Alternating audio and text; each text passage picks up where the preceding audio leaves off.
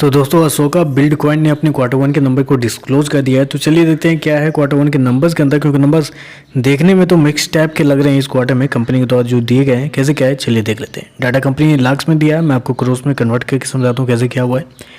पिछले क्वार्टर की बात करें तो पिछले क्वार्टर में कंपनी का टोटल रेवेन्यू जो कंपनी ने ऑपरेशन के थ्रू जनरेट किए थे 2448 करोड़ के आसपास, पिछले साल 1879 करोड़, जबकि अभी देखें तो बढ़ के 1935 करोड़ के आसपास आपको देखने को मिले। तो साल दर साल बात करें तो साल दर साल कंपनी के रेवेन्यू के अंदर एक हल्की सी तेजी आपको देखने मिली। अप्रोक्सीमेटली ज़्यादा बड़ी तेजी नहीं है, अप्रोक्सीमेटली 3% के आसपास का जंप आपको देखने मिला है। वहीं अगर क्वार्टर जाते हैं तो क्वार्टर कंपनी के रेवेन्यू के अंदर ऑलमोस्ट 20% के आसपास की गिरावट है।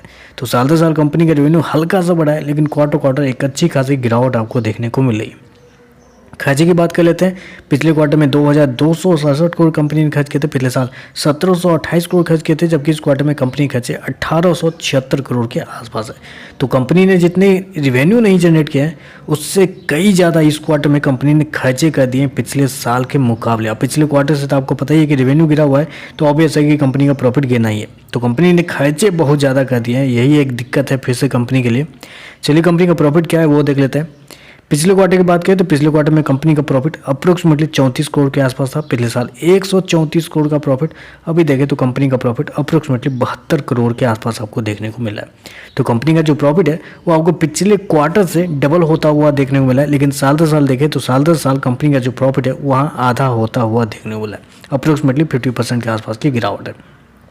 लेकिन मैं आपको याद दिलाना चाहूँगा इस क्वार्टर में, पिछले क्वार्टर में क्या हुआ था, पिछले क्वार्टर में कंपनी को कुछ एक्सेप्शनल आइटम के थ्रू कंपनी को लॉस लगा था, जिसकी वजह से कंपनी का जो प्रॉफिट है वो आपको गिरता हुआ देखने को मिला है। पिछले क्वार्टर में कंपनी को 72 करोड़ का लॉस लगा था, क्योंकि अगर कंपनी का एक्सेप्शनल आइटम से पहले का प्रॉफिट अगर आप देखने के लिए जाते हैं, जिसको हम लोग बोलते हैं ऑपरेटिंग प्रॉफिट, तो पिछले क्वार्टर में देखें तो पिछले क्वार्टर में 211 करोड़ का प्रॉफिट था, पिछले साल 192 करोड़, अभी देखें तो गिर के 96 करोड़ के आसपास है। यानी कि पिछले क्वार्टर से भी देखें तो पिछले क्वार्टर से कंपनी का प्रॉफिट गिरा हुआ है।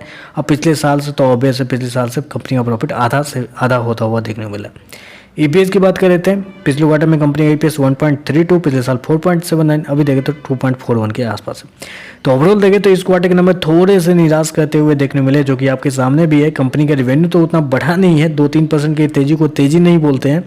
उसके बावजूद, तेजी करने के बावजूद अगर अपना प्रॉफिट कंपनी इस रफ्तार से गिराएगी, 50% गिरा देगी, तो मेरे हिसाब से थोड़ा सा निगेटिव है। चलिए देखते हैं कल मार्केट के अंदर कैसा रिएक्शन इसके ऊपर देखने को मिलेगा, लेकिन ओवरऑल देखें तो थोड़े से निगेटिव नंबर देखने को मिल रहे हैं। तो बस आज के लिए बस इतना ही। वीडियो पसंद आए तो लाइक कीजिएगा, साथ में साथ चैनल को सब्सक्राइब जरूर कीजिएगा। धन्यवाद।